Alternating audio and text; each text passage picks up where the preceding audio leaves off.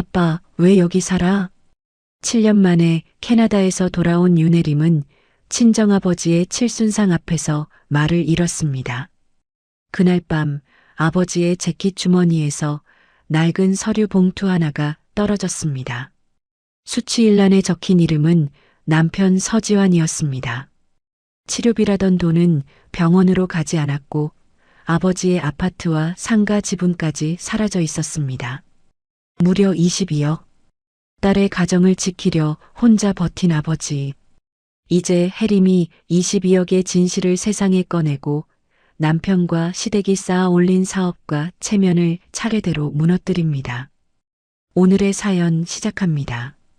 구독과 좋아요로 끝까지 함께 해주세요. 낮은 대문 앞에서 윤혜림의 발이 멈췄습니다. 베이지 코트 아래 반듯하게 차려입은 차림새와는 전혀 어울리지 않는 풍경이 눈앞에 펼쳐져 있었습니다. 금이 간 시멘트 마당, 군데군데 페인트가 벗겨진 낡은 단층집, 그리고 툇마루 위에 덩그러니 놓인 조촐한 칠순상. 낮은 상 주변에는 얇은 방석 몇 개가 깔려 있었고 친척 4~5명이 그 상을 둘러싸고 어색하게 앉아 있었습니다. 옥색 생활한복 차림의 나이든 고모 한 명은 옆 사람의 귀에 대고 낮게 속삭였습니다. 예전 아파트는 결국 그렇게 된 거야? 다른 친척 하나가 고개를 끄덕이며 받아쳤습니다. 상가 얘기도 아직 정리가 안 됐나 봐. 칠순인데 이렇게 집에서 조촐하게 하는 걸 보면. 그 말이 툇마루를 타고 마당까지 흘러내려왔습니다. 바로 그때 툇마루 끝에서 윤병철이 일어섰습니다. 흑회색 머리는 단정하게 빗어 넘겨져 있었고 낡았지만 깨끗하게 다린 감색 재킷은 몸에 반듯하게 맞았습니다. 잘 닦인 검은 구두가 마당의 금간 시멘트 위에서 유독 눈에 띄었습니다. 윤병철은 딸을 보자 입꼬리를 끌어올렸습니다. 그러나 그 웃음은 애써 지탱하고 있는 웃음이었습니다. 왔어? 먼 길 오느라 힘들었지? 윤혜림은 한동안 아무 말도 하지 못했습니다. 시선만 마당과 낡은 처마, 툇마루 위에 조촐한 칠순상을 천천히 훑었습니다. 미역국 한 냄비, 나물 몇 가지, 잡채 한 접시. 7년 만에 돌아온 딸을 위해 아버지가 차릴 수 있었던 전부였습니다. 아빠, 혜림이 겨우 입을 열었습니다. 목소리가 형편없이 떨렸습니다. 여기가 아빠 집이야? 진짜로? 윤병철의 웃음이 잠깐 흔들렸습니다. 시선을 살짝 내리깔며 대답했습니다. 응, 조금 낡았지만 뭐, 조금이 아니잖아. 혜림의 목소리가 더 떨렸습니다. 아빠, 나한테 왜 한 번도 말 안 했어? 7년 동안 단 한 번도? 윤병철은 대답하지 못한 채 발끝만 내려다봤습니다. 서지환이 그 사이로 자연스럽게 끼어들었습니다. 야, 혜림아. 서지환이 혜림의 팔을 가볍게 잡아당기며 목소리를 낮췄습니다. 지금 여기서 할 얘기 아니야. 일단 들어가자. 왜 아니야? 혜림이 팔을 빼며 되물었습니다. 아빠 칠순날인데 이게 어떻게 된 건지 물어볼 수도 없어? 서지환의 눈꼬리가 가늘어졌습니다. 입술을 한번 깨물고 나서 웃음기를 끌어올리며 장인 쪽으로 몸을 틀었습니다. 장인어른, 짐은 저쪽 작은 방에 두면 되죠? 혜림은 고개를 돌렸습니다. 처음 온 사람이라면 알 수 없는 말이었습니다. 윤병철은 대답 대신 시선을 내렸고 지환은 그제야 자신이 말을 너무 빨리 꺼냈다는 듯 조용히 입을 다물었습니다. 혜림은 그 짧은 침묵을 들었습니다. 장인어른, 음식 식습니다. 일단 앉으시죠. 지환이 익숙하게 사람들을 상 앞으로 모았습니다. 친척들도 그 말에 따라 어색하게 자리를 고쳐 앉았습니다. 지환은 마당 한쪽에 놓인 낡은 쟁반에서 물컵을 집어 윤병철 앞에 자연스럽게 내려놓았습니다. 장인어른, 물 여기 있네요. 해림은 그 손놀림을 바라보다가 가슴이 서늘해졌습니다. 처음 온 집이라면 저렇게 움직일 수 있을까? 그 질문이 목구멍까지 올라왔지만 아버지의 칠순상 앞이라 꼭 삼켰습니다. 해림은 캐리어 지퍼에 손을 얹었습니다. 지퍼를 열자 곱게 접어 넣어둔 고급 니트와 영양제 상자가 보였습니다. 아빠, 이거. 말을 꺼내려던 해림은 손을 멈췄습니다. 툇마루 위 낮은 상과 아버지의 낡은 재킷이 눈에 들어왔기 때문이었습니다. 윤병철은 딸이 무엇을 꺼내려 했는지 알아차린 듯 작게 웃었습니다. 괜찮다. 네가 온 것만으로 됐다. 그 말이 더 아파서 해림은 조용히 지퍼를 다시 닫았습니다. 니트 한 벌이 지금 아버지에게 필요한 게 아니었습니다. 윤병철이 미역국 그릇을 해림 쪽으로 살며시 밀어주었습니다. 미역국 식겠다. 먼저 먹어라. 손끝이 아주 조금 떨리고 있었습니다. 해림은 그 손을 보고 더 이상 말을 잇지 못했습니다. 저녁이 깊어지자 친척들은 하나둘 인사를 하고 돌아갔습니다. 나이든 고모가 해림의 손을 잠깐 잡았다가 놓으며 말했습니다. 고생이 많았어. 잘 왔어. 고모는 대문을 나서기 전 한 번 더 해림을 돌아봤습니다. 해림아, 너는 정말. 말을 끝내지 못한 고모는 윤병철 쪽을 힐끗 보더니 입을 다물었습니다. 아니다. 아버지 곁에 좀 있어드려. 그 말은 위로처럼 들렸지만 해림에게는 경고처럼 남았습니다. 좁은 방 안에서 서지화는 일찍부터 몸을 눕혔습니다. 나 먼저 좀 쉴게. 시차 때문에 머리가 깨질 것 같아. 말 한마디를 남기고는 금세 숨소리가 고르게 잦아들었습니다. 해림은 방 안을 천천히 둘러봤습니다. 지환의 손목에는 고급 시계가 그대로 채워져 있었습니다. 시계 유리가 방 안 불빛을 받아 반짝였습니다. 해림의 시선은 문간 옆으로 옮겨갔습니다. 그곳에는 아버지가 칠순날 신은 검은 구두 한 켤레가 놓여 있었습니다. 앞코는 닳았지만 여러 번 닦은 흔적만큼은 선명했습니다. 해림은 그 두 가지가 같은 공간 안에 있다는 사실을 견딜 수 없었습니다. 밤바람이 차가워지자 해림은 방으로 들어가 아버지의 감색 재킷을 집어들었습니다. 툇마루에 앉아있는 아버지에게 걸쳐드리려던 순간 안주머니에서 낡은 서류 봉투 하나가 툭 떨어졌습니다. 해림은 무릎을 굽혀 봉투를 집어들었습니다. 입구가 벌어진 봉투 안으로 빛바랜 종이 몇 장이 보였습니다. 해림은 손가락 끝으로 안쪽 종이를 살짝 밀어 올렸습니다. 대출 안내문 한 장, 그리고 낡은 송금 영수증 몇 장이었습니다. 해림은 봉투를 다시 넣으려다 고개를 들었습니다. 방 한쪽 서랍장 위에 낡은 구형 휴대폰 한 대가 놓여 있었습니다. 버튼식 구형 휴대폰이었습니다. 아버지가 예전에 말했던 그 휴대폰이었습니다. 내 엄마 사진이 거기 있어서 못 버리겠더라. 해림은 다시 영수증으로 눈을 내렸습니다. 수치일란에 이름 석자가 또렷하게 찍혀 있었습니다. 서지환. 심장이 잠깐 멈추는 것 같았습니다. 해림은 숨을 참으며 최초 송금일을 확인했습니다. 날짜를 보는 순간 손끝이 서늘해졌습니다. 해림이 캐나다에서 교통사고로 병원에 실려갔던 바로 그 시기와 겹쳐 있었습니다. 해림은 봉투를 안주머니에 다시 집어넣고 재킷을 들고 툇마루로 나갔습니다. 아버지의 어깨 위에 재킷을 조용히 걸쳐드렸습니다. 윤병철은 놀라지 않았습니다. 딸이 올 것을 알고 있었다는 듯 가만히 앉아 있었습니다. 두 사람은 말없이 어두운 마당을 바라봤습니다. 아버지의 눈은 초점 없이 먼 데를 향해 있었습니다. 해림은 그 옆 얼굴을 가만히 바라봤습니다. 내일 아침 아버지 앞에 이 봉투를 펼쳐놓기로 마음먹었습니다. 그리고 그 질문의 끝에는 남편 서지환의 이름이 있었습니다. 다음 날 아침 서지환이 편의점에 다녀오겠다며 대문을 나섰습니다. 발소리가 골목 끝으로 멀어지자 해림은 천천히 몸을 일으켰습니다. 윤병철은 툇마루에 앉아 빈 마당만 바라보고 있었습니다. 해림은 어젯밤 재킷 주머니에 다시 넣어둔 서류 봉투를 꺼내 아버지 앞에 조용히 내려놓았습니다. 윤병철의 시선이 봉투 위에서 멈췄습니다. 손가락 하나 움직이지 않았습니다. 아빠.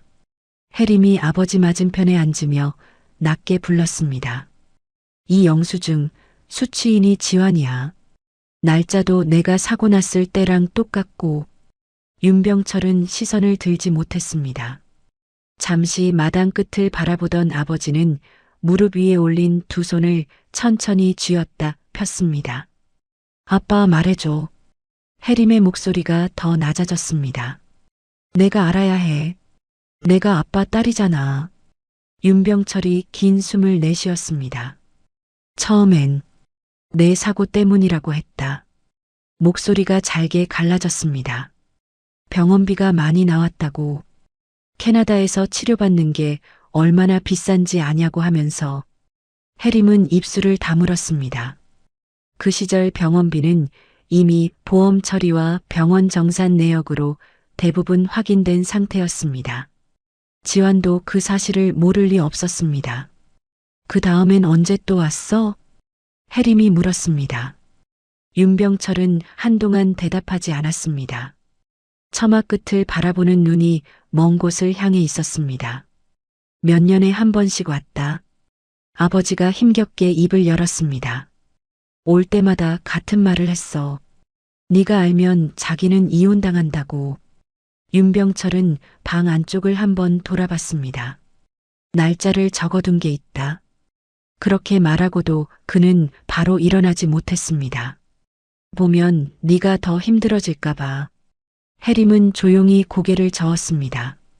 아빠, 이제는 숨기는 게 더 힘들어. 이제는 나한테 말해줘. 윤병철이 천천히 몸을 일으켜 방 안으로 들어갔습니다. 잠시 후 아버지가 들고 나온 것은 손때 묻은 작은 메모 수첩이었습니다. 첫 장을 펼치자 깨알 같은 글씨로 날짜가 적혀 있었습니다. 지환이 찾아올 때마다 아버지가 혼자 기록해 둔 것이었습니다. 해림은 수첩을 받아들고 날짜를 훑었습니다. 첫 번째 날짜는 해림이 사고를 당했던 해였습니다. 그 아래로 날짜가 이어졌습니다. 2년 뒤, 또 3년 뒤, 그리고 작년. 해림의 손이 수첩 위에서 멈췄습니다. 올 때마다 해림이 낮게 내뱉었습니다. 매번 같은 말로. 매번. 윤병철은 대답하지 않았습니다. 그 침묵이 대답이었습니다. 그때 대문이 열렸습니다. 편의점 봉투를 든 서지환이 마당으로 들어서다가 툇마루 위에 봉투와 수첩을 보고 걸음을 멈췄습니다. 눈이 빠르게 움직였습니다. 봉투에서 수첩으로, 수첩에서 해림에게로. 지환의 얼굴에서 핏기가 빠졌습니다. 장인어른, 그걸 아직도 가지고 계셨어요? 지환이 수첩 쪽으로 손을 뻗었습니다. 해림이 수첩 위에 손바닥을 올렸습니다. 왜? 보면 안 되는 거야? 지환의 손이 허공에서 멈췄습니다. 그런 뜻이 아니라. 지환이 목소리를 낮추며 말을 이었습니다. 오래된 일이라 기억도 정확하지 않을 텐데. 기억이 흐려질까봐 적어두신 거겠지. 해림은 수첩을 자기 쪽으로 끌어당겼습니다. 날짜마다 빠짐없이. 지환이 억울하다는 듯 목소리를 높였습니다. 장인어른이 자발적으로 도와주신 거야. 당신 때문에 내가 얼마나 버텼는지 알아? 사업이 흔들리고 병원비 걱정하면서 내가 얼마나 힘들었는데. 병원비. 해림이 천천히 되풀이하며 지환을 올려다봤습니다. 그 돈이 병원으로 갔어? 서지환이 입을 다물었습니다. 내 보험 처리 내역 내가 다 알아. 당신도 알잖아. 서지환이 눈을 피하며 편의점 봉투를 툇마루 한쪽에 내려놓았습니다. 그때 상황이 복잡했어. 사업 쪽으로 급하게 쓸 때가 있었고, 그러면 처음부터 그렇게 말했어야지. 해림의 목소리가 낮게 가라앉았습니다. 아버지한테 내 치료비라고 했으면 거짓말이잖아. 그게 거짓말이 아니면 뭐야? 서지환이 마당 쪽으로 고개를 돌리며 낮게 내뱉었습니다. 어떻게든 버텨보려 한 거야. 해림은 더 듣지 않았습니다. 방 안으로 들어가 캐리어 안쪽에서 얇은 노트북을 꺼냈습니다. 캐나다에서부터 들고 온 부부가 사업 초기부터 함께 쓰던 업무용 노트북이었습니다. 해림도 한동안 이 노트북으로 거래처 메일을 관리하고 장부를 정리했습니다. 툇마루로 나와 노트북을 펼치자 서지환이 다가오며 손으로 화면을 막았습니다. 그건 사업 자료야. 네가 볼 게 아니야. 해림은 지환의 손을 치우지 않고 그냥 올려다 봤습니다. 내 아버지 돈이 들어갔으면 내가 볼 일이야. 지환의 손이 멈칫했습니다. 해림은 그 틈에 화면을 당겨 클라우드 폴더를 열었습니다. 공동으로 관리하던 장부 파일이 그대로 남아 있었습니다. 해림은 사고가 났던 해의 파일을 클릭했습니다. 이건 캐나다 사업체 입금 내역이야. 해림이 화면을 짚으며 말했습니다. 서지환이 옆에서 끼어들었습니다. 그건 그때 거래처 선입금이야. 순서가 그렇게 잡혀서 그렇게 보이는 거고. 해림이 다음 파일을 열었습니다. 지환이 다시 끼어들었습니다. 그건 네가 봐도 모르는 자료야. 내가 정리하던 장부야. 해림은 화면에서 눈을 떼지 않은 채 날짜를 맞춰봤습니다. 지환이 갑자기 손을 뻗어 노트북 화면을 덮으려 했습니다. 그만해. 지금 이러면 일만 커져. 해림은 그의 손을 바라보다가 낮게 말했습니다. 커져야 할 일이야. 지환의 손이 화면 위에서 멈췄습니다. 해림은 송장 파일과 입금표, 거래 명세서를 차례로 대조했습니다.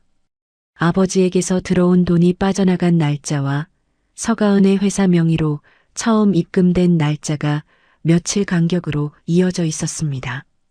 해림의 손이 화면 위에서 멈췄습니다. 형님 회사. 해림이 천천히 말했습니다. 밀키트 수출 회사. 초기 자금으로 들어갔어. 서지환은 아무 말도 하지 못했습니다. 해림이 얼굴을 똑바로 바라봐도 지환은 부정하지 못한 채 시선만 마당 끝으로 돌렸습니다. 해림은 거래 내역서를 하나씩 파일로 묶기 시작했습니다. 손이 떨리지 않았습니다. 오히려 손끝이 차갑게 가라앉으며 또렷해졌습니다. 아버지의 돈이 신우이의 회사로 흘러 들어갔습니다. 치료비라는 이름으로, 정착비라는 이름으로, 그리고 몇 년에 한 번씩 반복된 압박으로. 해림은 파일을 저장하고 노트북 화면을 닫았습니다. 윤병철은 그 사이 툇마루 끝에 그대로 앉아 있었습니다. 구분 등 위로 감색 재킷이 흘러내릴 듯 걸쳐져 있었습니다. 해림은 아버지의 그 뒷모습을 바라봤습니다. 저 등이 저렇게 굽은 게 언제부터였을까? 해림은 묶어둔 파일 위에 손을 얹었습니다. 치료비라던 첫 돈의 행방은 확인됐습니다. 이제 해림이 밝혀야 할 것은 그 뒤 몇 년 동안 아버지의 돈이 어디까지 흘러가 누구의 배를 불렸는지였습니다.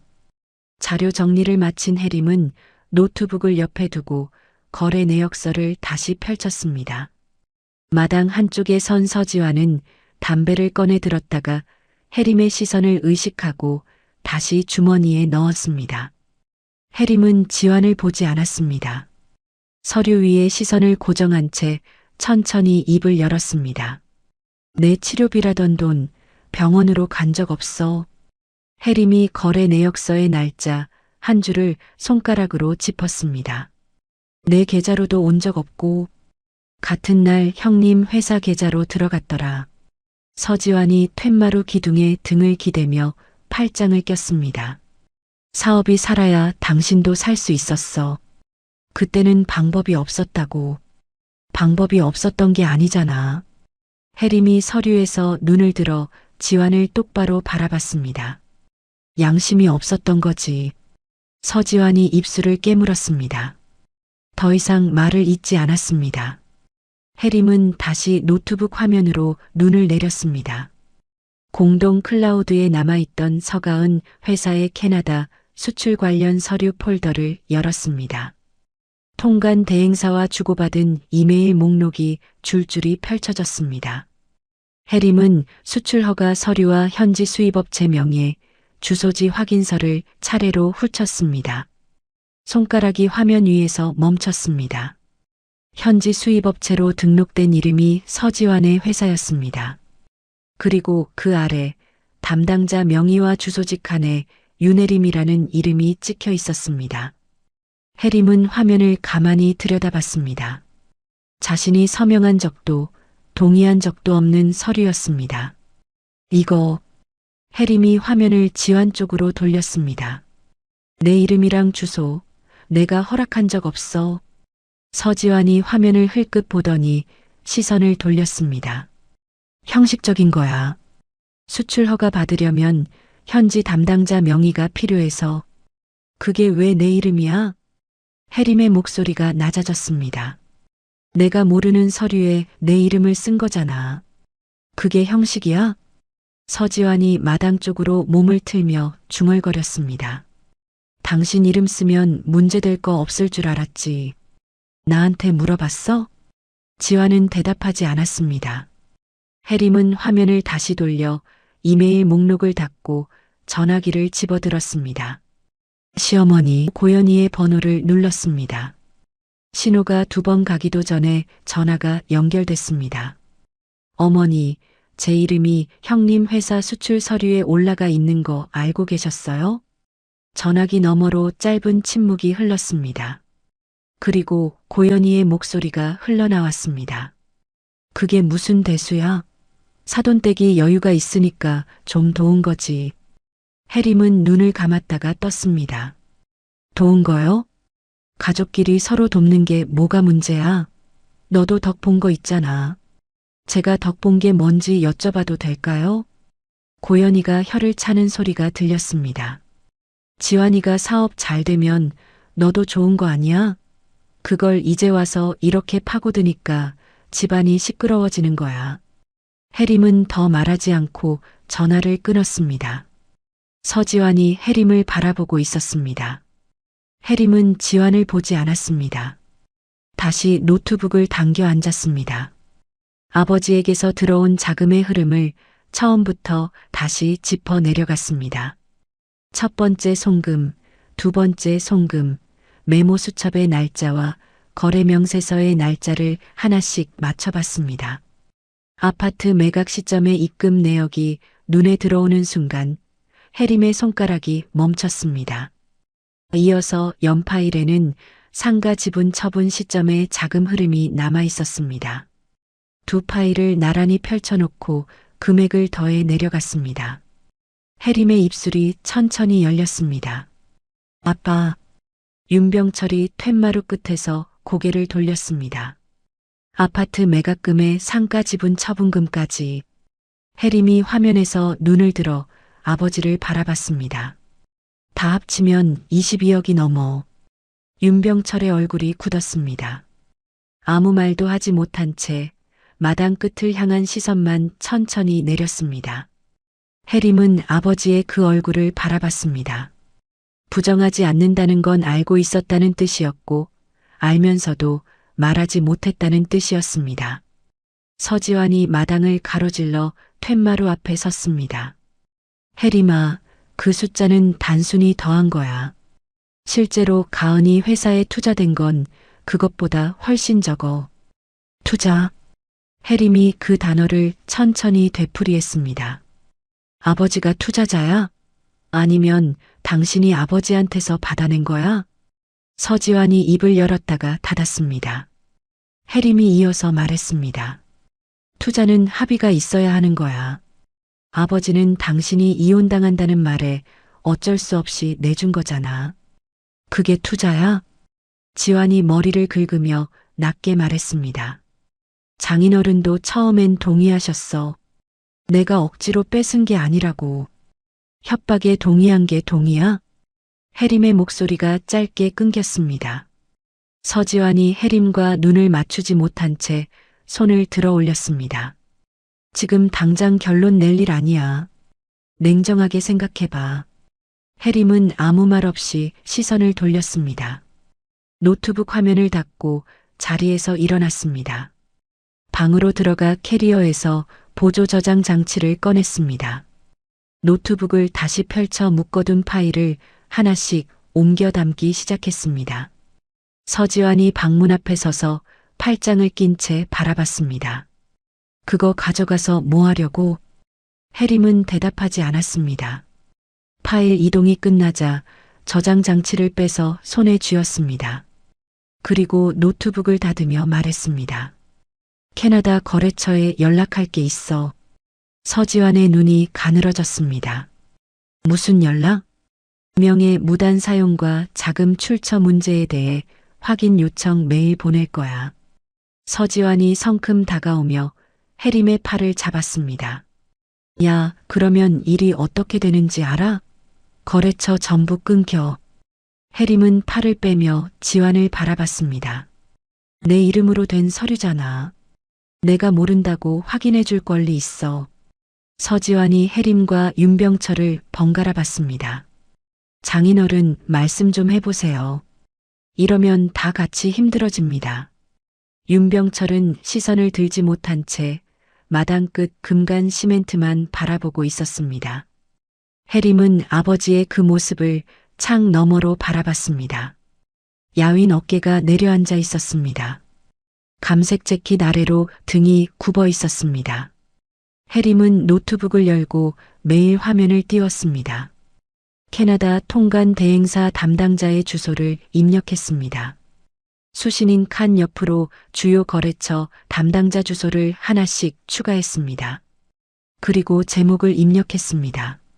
명의 무단 사용 및 자금 출처 관련 사실 확인 요청.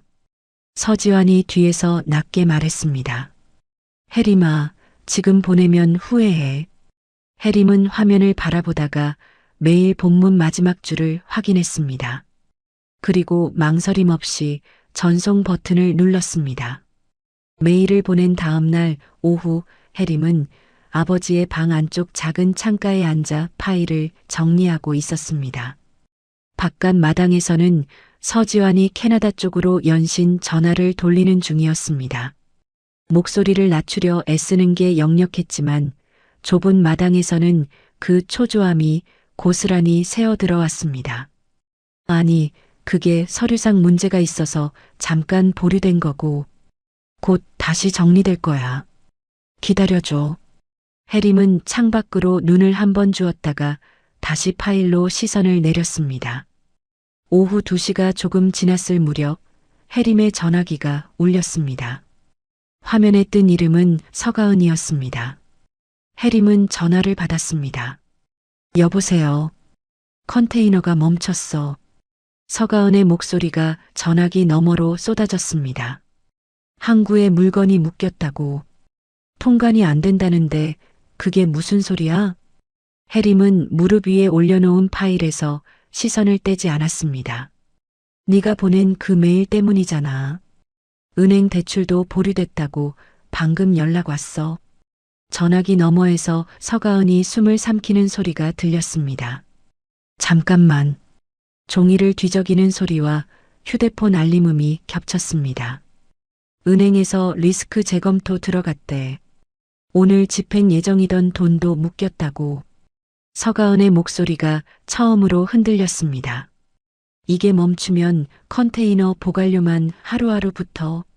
너 이거 감당할 수 있어? 해림이 전화기를 귀에 바짝 붙이며 천천히 입을 열었습니다. 아버지 재산을 팔아 만든 돈줄이면 멈추는 게 맞죠. 전화기 너머가 잠깐 조용해졌습니다. 지금 뭐라고 했어? 들으셨잖아요. 서가은이 숨을 들이켰습니다. 지금 나한테 선전포고하는 거야?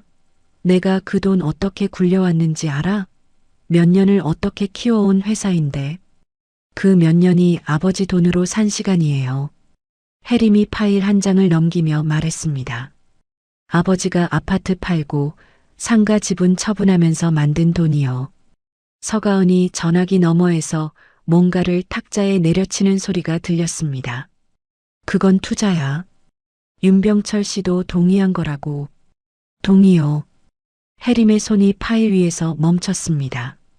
당신 동생이 이혼당한다고 할 때마다 어쩔 수 없이 내준 게 동의해요? 서가은이 한동안 말을 잇지 못했습니다. 그러다 목소리를 낮추며 말했습니다. 지금 당장 거래처에 연락해서 오해라고 정리해. 그러면 나도 조용히 넘어갈 수 있어.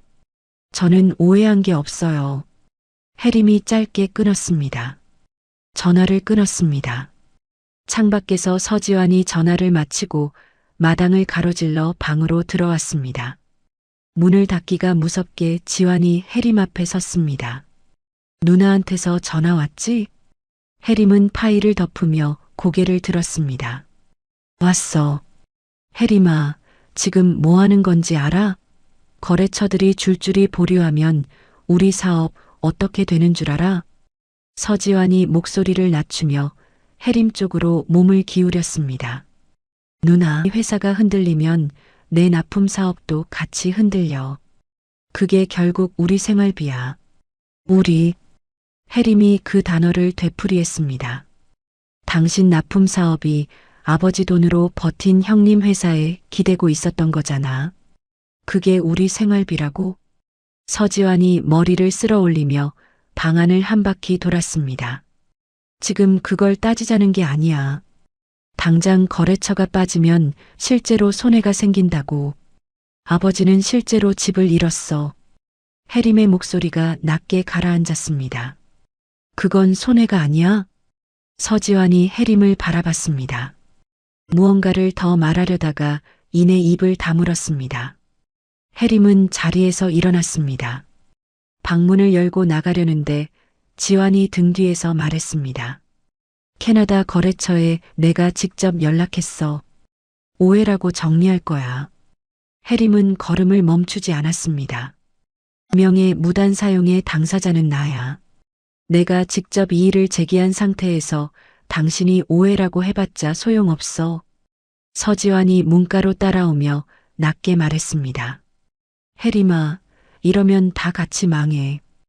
혜림이 방문을 잡은 손에 힘을 줬습니다. 아버지는 이미 모든 걸 잃었어.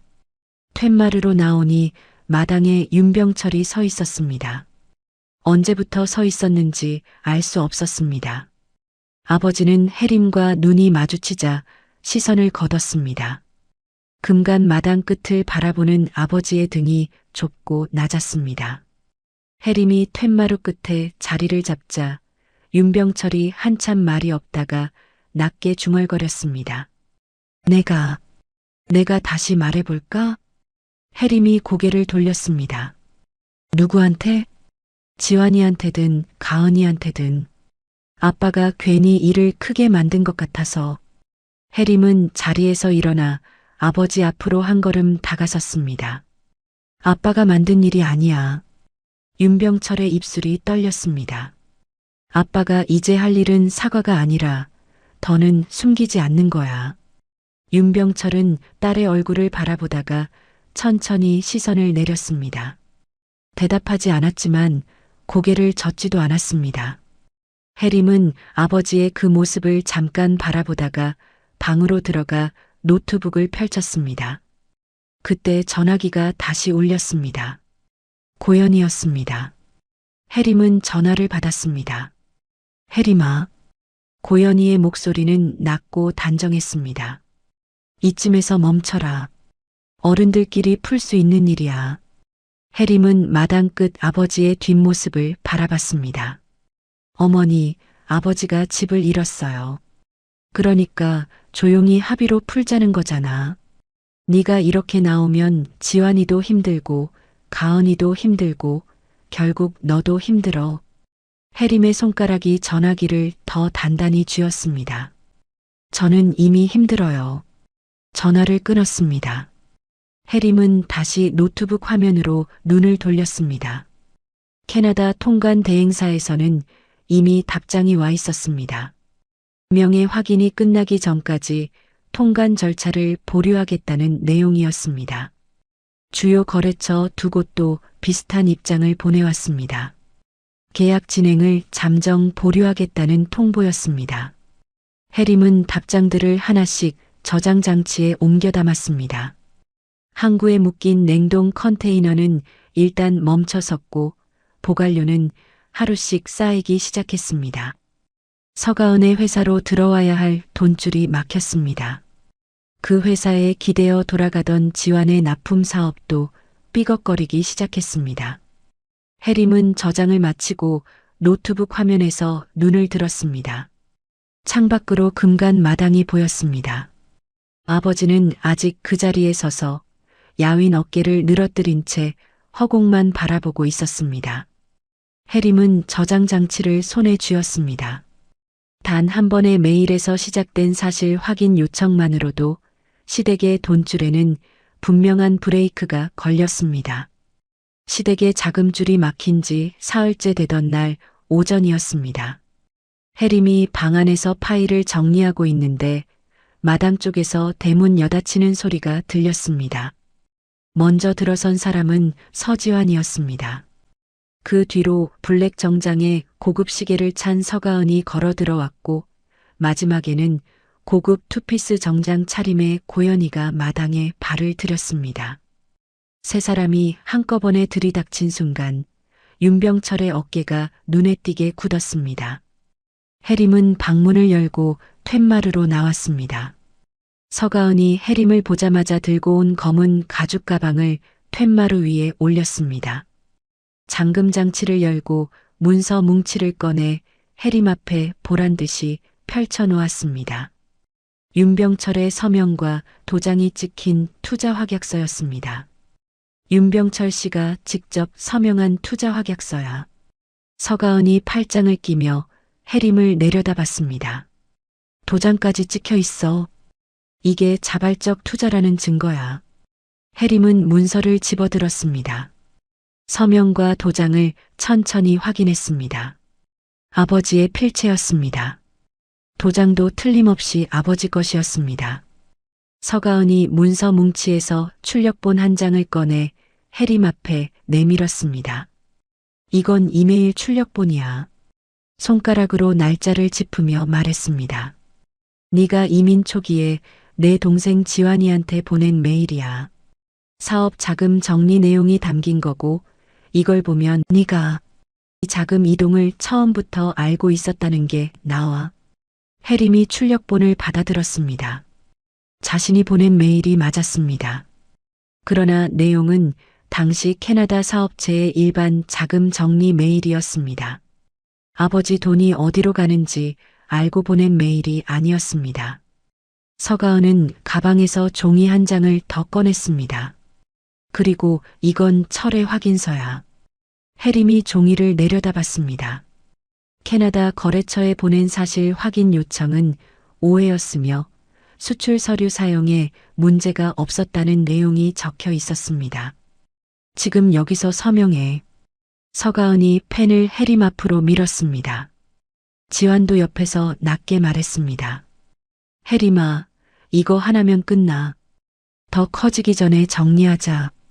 해림은 펜을 바라보다가 천천히 고개를 들었습니다. 끝나는 게 아니라 덮는 거겠지. 서가은의 눈꼬리가 가늘어졌습니다.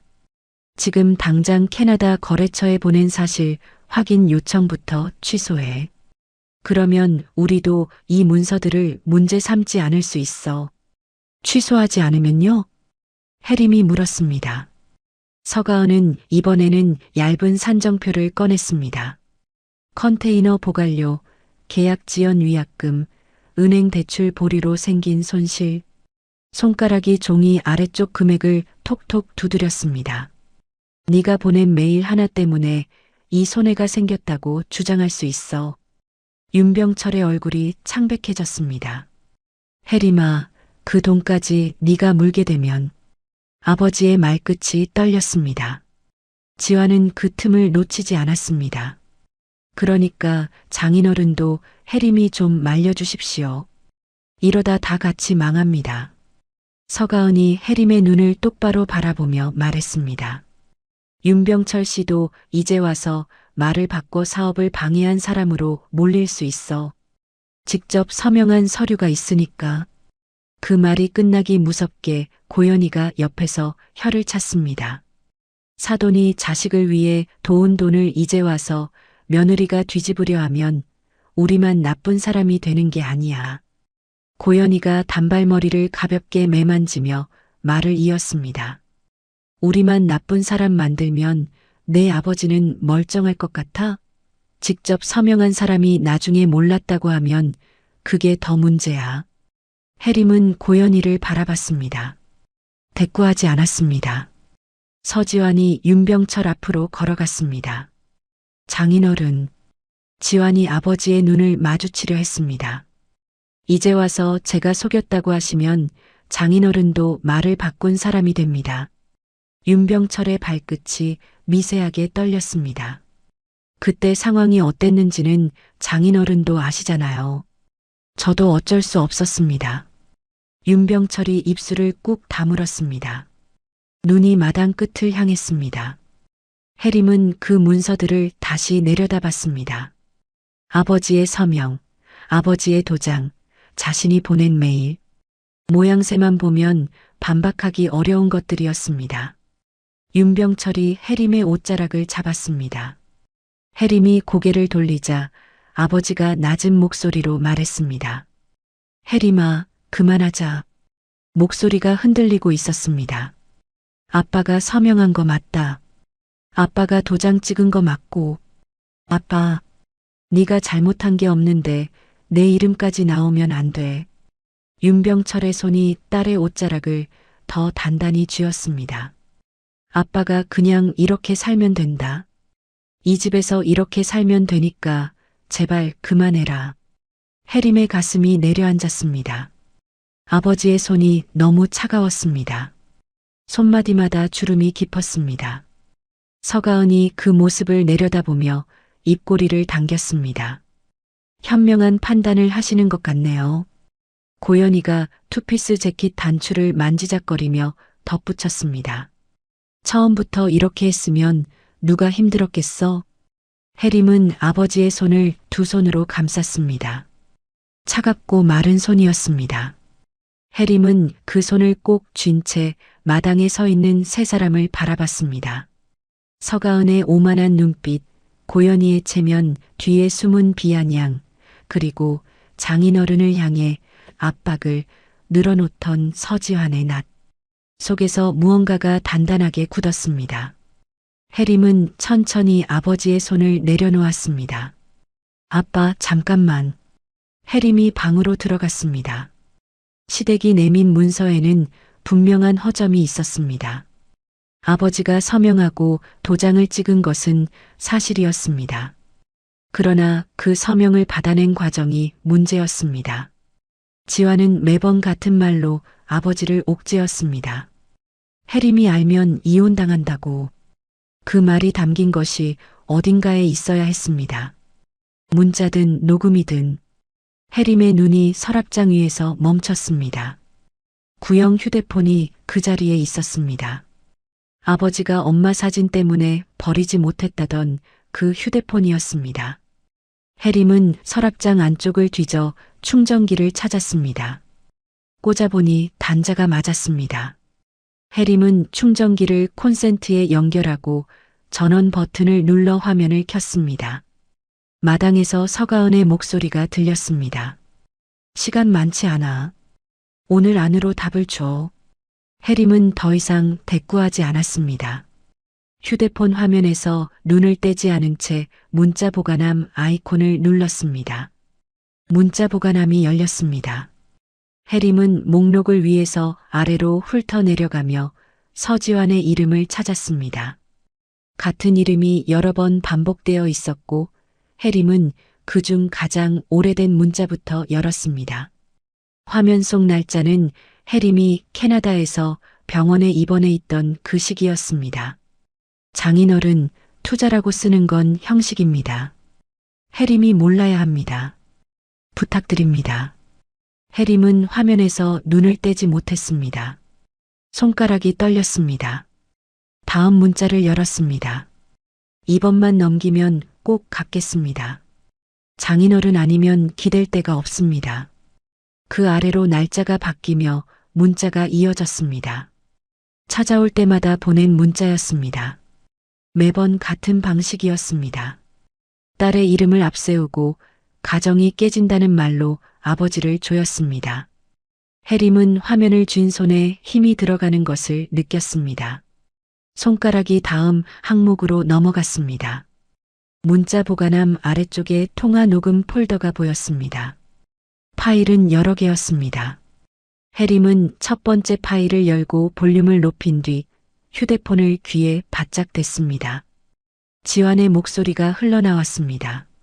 잔뜩 낮추고 울먹이는 목소리였습니다. 해림이가 알면 저는 이혼당합니다. 지금 제 상황이 너무 힘듭니다. 장인어른밖에 없어요.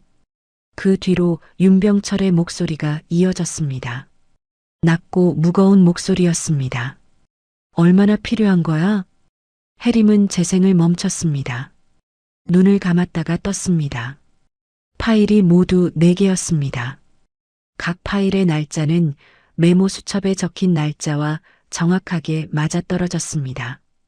지환이 찾아올 때마다 아버지가 혼자 녹음해 두었던 것이었습니다. 아버지는 그냥 속기만 한 사람이 아니었습니다. 혼자서 견디면서도 날짜를 적고 녹음을 남기고 충전기까지 곁에 두었습니다. 그러면서도 딸에게 한마디 하지 않았습니다. 해림이 휴대폰을 쥔 채 방을 나서려는 순간 윤병철이 조용히 문가에 서 있었습니다. 언제부터 거기 서 있었는지 알 수 없었습니다. 그걸 듣게 될 줄은 몰랐다. 윤병철이 낮게 말했습니다. 해림은 아무 말도 하지 못했습니다. 윤병철은 구형 휴대폰을 내려다보며 힘겹게 말을 이었습니다. 처음엔 나도 그냥 도와주면 끝날 줄 알았다. 그런데 지환이가 올 때마다 말이 조금씩 달라졌어. 그래서 혹시 몰라 남겨둔 거다. 아빠. 해림의 목소리가 잠깐 막혔습니다. 너한테 보여주려고 남긴 건 아니었다. 윤병철이 말을 이었습니다. 내가 나중에라도 내가 왜 그랬는지 설명할 게 하나는 있어야 할 것 같아서. 해림은 휴대폰을 더 단단히 쥐었습니다. 아버지는 아무것도 몰라서 당한 사람이 아니었습니다. 딸을 지키려다 끝까지 혼자 버틴 사람이었습니다. 해림은 자리에서 일어났습니다. 충전기를 뽑아 휴대폰과 함께 챙겨 들고 방을 나섰습니다. 변호사 사무실에 다녀오겠습니다. 해림이 마당을 가로지르며 말했습니다. 지환의 눈이 해림 손에 들린 구형 휴대폰으로 향했습니다. 눈빛이 달라졌습니다. 그거 두고 가. 해림이 걸음을 멈췄습니다. 왜? 장인어른 휴대폰이잖아. 네가 마음대로 가져갈 물건 아니야. 지환이 손을 뻗었습니다. 해림은 몸을 틀어 휴대폰을 가방 안쪽으로 깊숙이 넣었습니다. 아버지 물건이라서 가져가는 거야. 아버지가 더는 혼자 당하지 않게 하려고. 윤병철이 놀라 딸을 바라봤습니다. 해림아, 그것 때문에 네가 다치면. 아빠. 해림은 처음으로 아버지 앞에서 목소리를 단단히 세웠습니다. 이제 다치는 사람은 우리가 아니야. 지환의 얼굴이 굳었습니다. 서가은이 팔짱을 끼며 해림을 불렀습니다. 오늘 안으로 답 준다고 했잖아. 해림은 멈추지 않았습니다. 오늘 안으로 드리겠습니다. 대문을 나선 해림은 큰 길로 나와 택시를 잡았습니다. 차에 오르며 변호사 사무실 주소를 불렀습니다. 창밖으로 낡은 골목이 멀어졌습니다. 해림은 무릎 위에 휴대폰을 올려놓고 눈을 감았습니다. 숨을 한번 크게 내쉬었습니다. 변호사 사무실은 시내 중심가 건물 4층에 있었습니다. 해림은 안내 데스크에서 이름을 밝히고 상담실로 안내를 받았습니다. 40대 중반의 변호사가 서류를 내려다보다가 해림이 들어서자 고개를 들었습니다. 해림은 자리에 앉자마자 파일과 휴대폰을 테이블 위에 올렸습니다. 확인해 주실 게 있습니다. 해림이 거래 내역서 묶음을 먼저 밀었습니다. 아버지 계좌에서 나간 돈이 신우이 회사로 들어간 흐름입니다. 명목은 치료비와 정착비였는데 실제로는 회사 자금으로 쓰였습니다. 변호사가 서류를 넘겨보는 사이 해림은 휴대폰을 내밀었습니다. 화면 속 문자와 녹취 파일을 확인한 변호사의 표정이 조금 굳어졌습니다. 이건 제 남편이 제 아버지에게 보낸 문자입니다. 해림이 첫 번째 녹음 파일을 재생했습니다. 지환의 울먹이는 목소리가 상담실 안으로 흘러나왔습니다. 해림이가 알면 저는 이혼당합니다. 장인어른밖에 없어요. 재생이 끝난 뒤 변호사가 파일 목록을 확인하고 거래 내역서로 다시 눈을 내렸습니다. 잠시 후 변호사가 서류를 가지런히 모으며 고개를 끄덕였습니다. 이건 단순 가족 간 거래로 보기 어렵습니다. 짧고 건조한 한마디였습니다. 해림은 그 말을 듣고 처음으로 등받이에 등을 기댔습니다. 몸에서 무언가가 빠져나가는 것 같았습니다. 변호사가 테이블 위 자료를 정리하며 말했습니다. 자료는 시간순으로 정리해 두십시오. 고소장에는 이 흐름이 그대로 들어가야 합니다. 해림은 고개를 끄덕이며 서식을 앞으로 당겼습니다. 펜을 집어들었습니다. 사무실 창밖으로 늦은 오후 햇빛이 비스듬하게 들어오고 있었습니다. 해림은 첫 줄부터 천천히 채워 내려갔습니다. 변호사 사무실을 나선 해림은 건물 앞 계단에 잠깐 서서 전화기를 꺼냈습니다. 윤병철에게 전화를 걸었습니다. 신호가 2번 가자 아버지가 받았습니다. 아빠 나야. 어디야? 변호사 사무실 나왔어. 전화기 너머로 짧은 침묵이 흘렀습니다. 아빠 걱정하지 마. 그 서명 때문에 아빠가 다 뒤집었을 일은 아니래. 그래도 내가 다 챙겼어. 해림이 또렷하게 말했습니다. 아빠는 아무것도 더 내주지 않아도 돼. 이제는 내가 할게. 전화기 너머에서 아버지가 숨을 삼키는 소리가 들렸습니다. 대답은 없었습니다. 그러나 해림은 그 침묵 안에 무엇이 담겼는지 알았습니다. 전화를 끊고 해림은 계단을 내려갔습니다. 손안에 문자, 녹취, 계좌 흐름이 담긴 휴대폰이 쥐어져 있었습니다. 서가은의 회사에서 판을 뒤집을 것들이 이제 모두 갖춰졌습니다. 며칠 뒤 오전 해림은 서가은의 회사 건물 앞에 섰습니다. 냉동 창고를 겸한 2층짜리 건물이었습니다. 입구 쪽 유리문 너머로 사람들이 여럿 보였습니다. 은행 담당자로 보이는 양복 차림의 남성들과 거래처 직원들이 회의실 테이블을 둘러싸고 앉아 있었습니다. 해림은 유리문을 밀고 들어섰습니다. 안내 데스크 직원이 자리에서 일어나며 막아섰습니다. 죄송한데요. 지금 내부 회의 중이라서요. 알고 있습니다. 해림은 멈추지 않았습니다. 회의실 문을 열었습니다. 테이블 상석에 서가은이 앉아 있었습니다. 블랙 정장에 고급 시계, 강한 메이크업까지 갖춘 모습이었습니다. 그 옆으로 지환이 앉아 있었고 테이블 반대편에는 은행 대출 담당자와 거래처 직원들이 자리를 잡고 있었습니다. 그리고 회의실 한쪽 끝에는 고연희도 앉아 있었습니다. 가족 간 투자금 문제를 설명하겠다며 서가은이 불러앉힌 듯 했습니다. 해림이 문을 열고 들어서자 서가은이 눈썹을 치켜 올렸습니다. 지금 뭐 하는 거야? 해림은 대답하지 않았습니다. 테이블 한가운데로 걸어가 들고 온 파일을 내려놓았습니다. 보란 듯이 천천히 서류 묶음이 테이블 위에 펼쳐졌습니다. 윤병철의 계좌에서 서가은의 회사로 이어지는 돈의 흐름이었습니다. 날짜 순으로 정리된 입금 내역, 거래 명세서, 그리고 해림의 명의가 동의 없이 쓰인 정황이 담긴 수출 서류까지 한 묶음이었습니다. 이게 무슨... 지환이 자리에서 일어서려 했습니다. 해림이 지환을 바라보며 말했습니다. 앉아. 지환이 멈칫하며 다시 자리에 앉았습니다. 서가은이 테이블을 손바닥으로 짚으며 일어섰습니다. 그건 투자금이었어. 너의 아버지가 직접 서명했다고. 해림은 서가은을 바라봤습니다. 투자금이면 왜 남편이 저희 아버지한테 이런 말을 했을까요? 해림이 휴대폰을 꺼내 테이블 위에 올려놓았습니다. 그리고 첫 번째 녹음 파일을 재생했습니다. 해림이가 알면 저는 이혼당합니다. 지금 제 상황이 너무 힘듭니다. 장인어른밖에 없어요. 회의실 안이 조용해졌습니다. 거래처 직원들이 서로 눈을 마주쳤습니다. 은행 담당자가 테이블 위 서류로 시선을 내렸습니다. 서가은이 목소리를 높였습니다. 그건 그때 상황이 급해서 한 말이야. 전체 맥락을 들어야지. 맥락이요? 해림이 파일에서 종이 한 장을 꺼내 테이블에 내려놓았습니다. 치료비 명목으로 받아간 첫 번째 돈이 병원 계좌로 간 적이 없습니다. 같은 날 서가은 대표 회사 계좌로 들어갔습니다.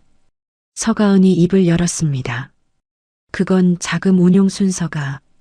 두 번째 돈도 마찬가지입니다. 해림이 말을 끊었습니다. 정착비 명목이었지만 실제로는 선적 자금으로 쓰였습니다. 거래 명세서에 그대로 나와 있습니다. 서가은의 입이 다물어졌습니다. 거래처 직원들이 웅성거리기 시작했습니다.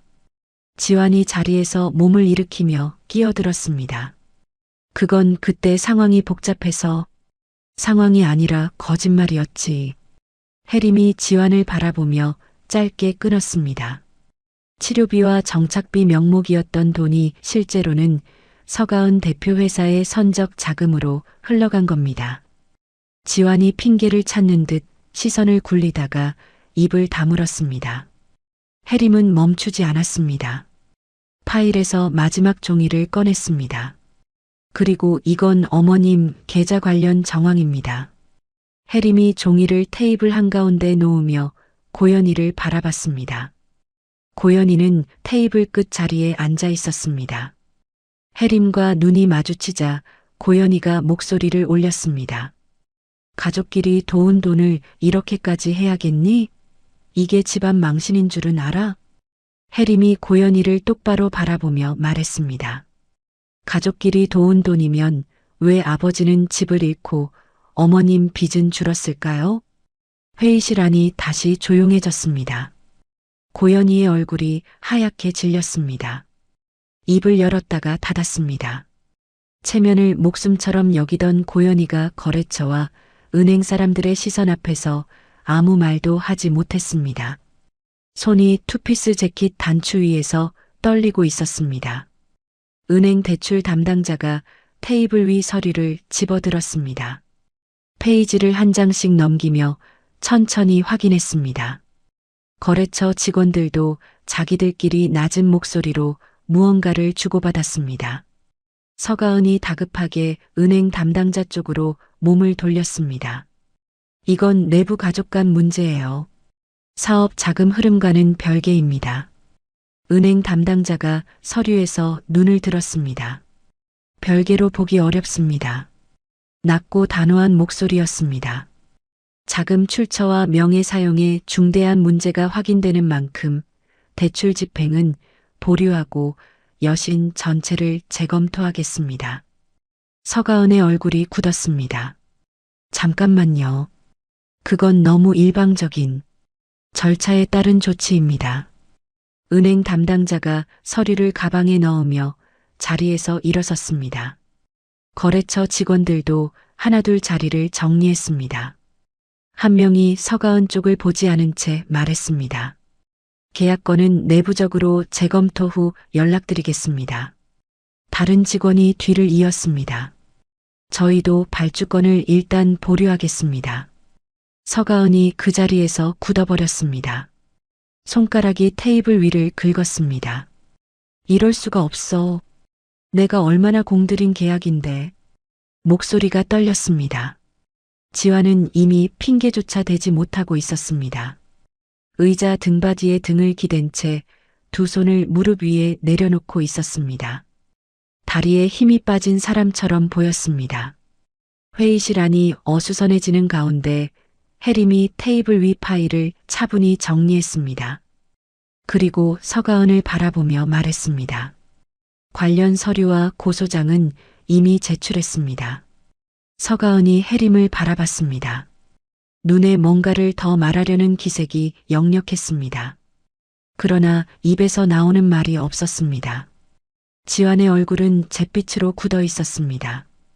고연희는 사람들의 시선이 자신에게 쏠리는 것을 느끼며 눈을 내리깔았습니다.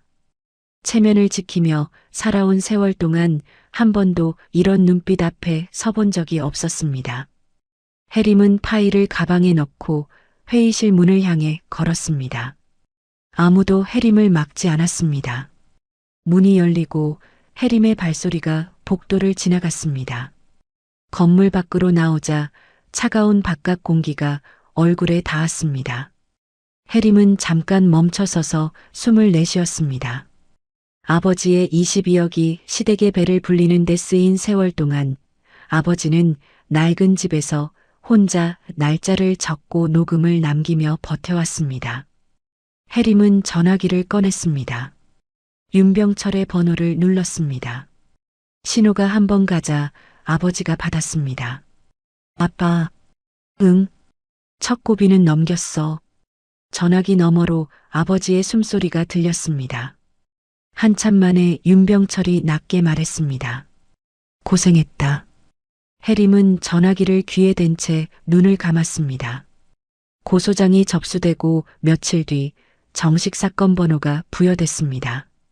서지환은 수사기관에 출석해 조사를 받았고 해림은 다시 변호사 사무실을 찾았습니다. 담당 변호사는 서류를 훑어보다가 조용히 고개를 들었습니다. 피해 금액이 크고 반복적으로 장인어른을 속인 정황이 뚜렷합니다. 변호사가 파일을 덮으며 말을 이었습니다. 실형 가능성을 배제하기 어렵습니다. 해림은 고개를 끄덕였습니다. 더 묻지 않았습니다. 해림은 지환과의 이혼 절차와 위자료 청구를 진행하는 한편 서가은의 회사 계좌와 남은 자산들에 대한 가압류 절차도 차례로 밟아나갔습니다. 고연희의 개인 계좌도 문제가 된 자금 흐름의 확인 대상으로 올라갔습니다. 고연희가 끝까지 지키려 했던 체면과 노후 자산에도 균열이 생기기 시작했습니다. 서가은의 회사는 거래처와 은행이 동시에 등을 돌린 뒤로 회복할 기미를 보이지 않았습니다. 캐나다 거래처들은 더 이상 지환의 설명을 믿지 않았고 그가 붙잡고 있던 사업 기반도 빠르게 무너졌습니다. 지환의 납품 사업도 공급처가 끊기면서 사실상 멈춰섰습니다. 몇 달 동안 이어진 절차가 어느 정도 마무리되던 날 해림은 변호사로부터 연락을 받았습니다. 가압류 절차와 합의를 통해 피해 원금의 상당 부분을 회수하셨습니다. 22억 전부가 한 번에 돌아온 것은 아니었습니다. 그러나 끝이 아니었습니다. 서가은 회사에 남은 자산, 지환 명의로 빠져나간 돈, 고연희 계좌로 흘러간 금액에 대한 추가 청구가 남아 있었습니다. 담당 변호사는 지연 손해금과 지환에 대한 위자료 청구까지 더해지면 시간이 걸리더라도 윤병철이 잃어버린 노후 자산 이상을 회복할 가능성이 충분하다고 말했습니다. 해림은 그제야 조용히 숨을 내쉬었습니다. 아버지가 빼앗긴 세월까지 돈으로 되돌릴 수는 없었습니다. 그러나 적어도 그들이 아버지 돈으로 쌓아 올린 것만큼은 끝까지 받아낼 길이 열려 있었습니다. 해림은 전화를 끊고 잠시 눈을 감았습니다. 이제 아버지를 그 낡은 집에 더 둘 이유는 없었습니다. 몇 달 동안 지치는 날도 있었습니다. 서류와 마주 앉아 손이 멈추는 날도 있었습니다. 그러나 툇마루 끝에 앉아 야윈 어깨를 늘어뜨리던 아버지의 뒷모습을 떠올리면 손이 다시 움직였습니다. 해림은 눈을 뜨고 윤병철에게 전화를 걸었습니다. 아빠, 나야. 응, 이사 가자. 전화기 너머로 잠깐 침묵이 흘렀습니다. 어디로? 내가 봐둔 데 있어. 햇볕 잘 들고 공원 가까운 데야. 윤병철이 낮게 물었습니다. 괜찮겠어? 응. 아빠가 괜찮으면 돼. 이사하는 날은 맑았습니다. 수도권 외곽의 낡은 단층 집에서 짐을 꺼내는 데는 오래 걸리지 않았습니다. 아버지의 짐은 많지 않았습니다. 감색 재킷 하나, 낡은 구두 한 켤레, 그리고 서랍장을 마지막으로 열었을 때 나온 것들이 있었습니다. 윤병철은 서랍장 안을 천천히 들여다봤습니다. 손때 묻은 메모 수첩과 구형 휴대폰이 나란히 들어 있었습니다. 잠시 망설이던 아버지는 두 물건을 낡은 가방 안에 조심스럽게 넣었습니다. 해림이 말했습니다. 아빠, 그건 이제 안 봐도 돼. 윤병철은 고개를 저었습니다. 아니, 이건 내가 다시는 같은 실수를 하지 않겠다는 표시로 가져가려고. 해림은 더 말하지 않았습니다. 대신 아버지의 가방 지퍼를 조용히 잠가 주었습니다. 윤병철은 방을 한번 돌아봤습니다. 금간 벽, 낮은 천장, 빛이 잘 들지 않는 작은 창. 아버지는 아무 말도 하지 않았습니다. 그냥 문을 닫았습니다. 새 아파트는 수도권 근교에 있었습니다. 크고 화려하지는 않았습니다. 그러나 거실 창으로 오후 햇살이 깊숙이 들어왔고 창밖으로는 공원의 나무들이 보였습니다. 현관 앞에서 윤병철은 한참 동안 신발을 벗지 못했습니다. 낡은 단층 집에서는 늘 문턱을 조심하던 습관 때문이었습니다. 해림은 미리 준비해 둔 새 실내화를 꺼내 아버지 앞에 놓았습니다. 아빠 것. 윤병철은 그 짧은 말을 듣고 한동안 실내화만 내려다봤습니다. 다른 구두를 벗고 새 실내화에 발을 넣는 순간 아버지의 어깨가 아주 조금 내려앉았습니다. 해림은 그제야 아버지가 낡은 집에서 완전히 나온 것 같다고 느꼈습니다. 현관문을 열고 들어선 윤병철이 거실을 천천히 둘러봤습니다. 발밑으로 깨끗한 마루가 펼쳐져 있었습니다. 창가로 햇살이 가득했습니다. 윤병철은 그 자리에 잠시 서 있었습니다. 아무 말도 하지 않았습니다. 해림이 조용히 말했습니다. 아빠, 이제 여기서 지내면 돼. 해림은 문득 그날 툇마루 위에 놓여있던 조촐한 칠순상을 떠올렸습니다. 오늘만큼은 아버지가 미안한 얼굴로 밥상 앞에 앉지 않게 해드리고 싶었습니다. 이사 첫날은 미역국 먹어야지. 해림이 장을 봐온 봉투를 들고 주방으로 들어갔습니다. 냄비에 물을 올리고 미역을 불렸습니다. 참기름을 두르고 미역을 볶다가 육수를 부었습니다.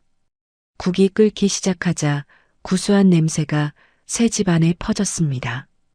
윤병철은 거실 창가 의자에 앉아 그 냄새를 맡았습니다. 빳빳하게 다린 새 셔츠가 몸에 반듯하게 맞았습니다. 잠시 후 해림이 주방에서 나왔습니다. 식탁 위에 김이 모락모락 나는 미역국을 올리고 그 옆에 작은 케이크를 놓았습니다. 이리 오세요, 아빠. 윤병철이 천천히 자리에서 일어나 식탁 앞에 앉았습니다. 미역국에서 김이 피어올랐습니다. 케이크 위에 작은 초 하나가 꽂혀 있었습니다. 칠순잔치 다시 하는 거야? 윤병철이 케이크를 바라보며 물었습니다. 응, 제대로. 해림이 맞은편에 앉으며 대답했습니다. 그날 못 해드린 거. 윤병철은 케이크를 한참 들여다봤습니다. 이런 거 안 해도 되는데. 아빠가 안 해도 된다고 해도 나는 할 거야. 해림이 국그릇을 아버지 앞으로 밀었습니다. 드세요. 식어요. 윤병철이 숟가락을 들었습니다. 국물을 한 모금 떴습니다. 천천히 입에 가져갔습니다. 한참 뒤에 아버지가 입을 열었습니다. 맛있다. 해림은 그 짧은 한마디 안에 담긴 것이 무엇인지 알았습니다. 해림도 숟가락을 들었습니다. 국물이 따뜻했습니다. 두 사람은 말없이 국을 떴습니다. 창밖으로 오후 햇살이 식탁 위를 환하게 비추고 있었습니다. 윤병철이 국그릇을 내려놓으며 천천히 입을 열었습니다. 해림아. 응. 미안하다. 해림이 숟가락을 내려놓았습니다. 뭐가? 진작 말했어야 했는데. 네가 몰랐으면 했는데 그게 더 나쁜 짓이었다. 윤병철의 눈가가 붉어졌습니다. 아빠가 겁이 많았어. 네가 혼자 남겨질까봐. 해림은 아버지의 손을 바라봤습니다. 식탁 위에 올려놓은 두 손이었습니다. 주름이 깊고 손마디가 굵었습니다. 해림은 그 손 위에 자신의 손을 얹었습니다. 아빠가 겁쟁이가 아니야. 해림이 말했습니다. 나를 지키려고 그런 거잖아. 그래도 아빠. 해림이 아버지의 손을 꼭 쥐었습니다. 이제는 내가 지킬게. 윤병철이 딸의 손을 내려다봤습니다. 한참 동안 아무 말도 하지 않았습니다. 창밖 공원에서 바람이 나무를 흔들었습니다. 새 집 안으로 오후 햇살이 가득 들어왔습니다. 윤병철이 고개를 들었습니다. 흑회색 머리를 단정하게 빗어넘긴 얼굴에 오랫동안 보지 못했던 표정이 떠올랐습니다. 억지로 지탱하지 않아도 되는 웃음이었습니다. 케이크 먹자. 아버지가 먼저 말했습니다. 해림이 고개를 끄덕이며 초에 불을 붙였습니다. 작은 불꽃이 흔들리다가 자리를 잡았습니다. 두 사람은 나란히 그 불꽃을 바라봤습니다. 해림은 아버지의 손을 놓지 않았습니다. 22억이라는 숫자 앞에서도, 남편의 거짓말 앞에서도, 시댁의 협박 앞에서도 무너지지 않았습니다. 단지 딸이라서만은 아니었습니다. 아버지가 7년을 혼자 버텨왔기 때문입니다. 날짜를 적고 녹음을 남기고 충전기를 곁에 두면서도 딸에게 한마디 하지 못했던 아버지. 그 무게를 뒤늦게 알아버린 해림은 끝까지 포기하지 않았습니다. 새집 식탁 위에 놓인 미역국 한 그릇과 작은 케이크, 망가진 칠순상 대신 차린 두 번째 생일상이었습니다. 맛있다. 짧은 한마디였지만 그 안에는 7년의 눈물이 담겨 있었습니다. 가족이라는 이름으로 누군가를 속이는 사람도 있지만 가족이라는 이름으로 끝까지 지켜내는 사람도 있습니다. 오늘 이 이야기가 여러분의 마음에 작은 온기로 남기를 바랍니다. 긴 이야기 끝까지 함께 해주셔서 감사합니다. 여러분의 가정에 언제나 웃음과 건강이 함께 하시길 기원합니다. 구독과 좋아요, 한 줄 댓글은 다음 영상 제작에 큰 힘이 됩니다.